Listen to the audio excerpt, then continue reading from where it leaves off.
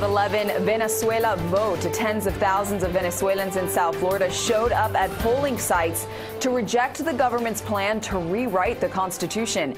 We're also hearing of voting violence. In Caracas today, a woman was killed and several others injured in a shooting that erupted after government supporters swarmed an opposition polling site at a church. And President Nicolás Maduro, speaking on television today, said the way to solve the country's problems is through peace. Massive crowds lined up around the globe, and tensions are high in a nation already dealing with months of violence and protests. CBS 4's Oralia Ortega is live at the University of Miami in Coral Gables with the story. Oralia.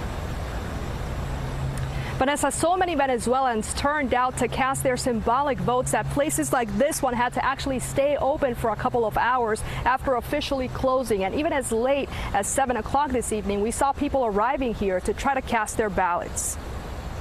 The lines outside the Watsco Center at the University of Miami stretched as far as the eye could see as Venezuelans turned out in full force all across South Florida to reject the government's controversial plan to rewrite the Constitution. We're estimating over 100,000 people participating and voting only in South Florida. Back in May, Venezuelan President Nicolás Maduro announced plans for a July 30th vote to elect members of a special assembly that will restructure Venezuela's constitution. One particular thing that makes this act unlawful is that they never consulted with the people if the people want to change the Constitution. This is a typical step in the Constitution of Venezuela. This was the same step that was taken in the last referendum to change the Constitution. President Maduro's plan to change the Constitution is what led Venezuelans across the globe to come together Sunday to vote on this symbolic referendum that has no legal impact and that President Maduro calls illegitimate.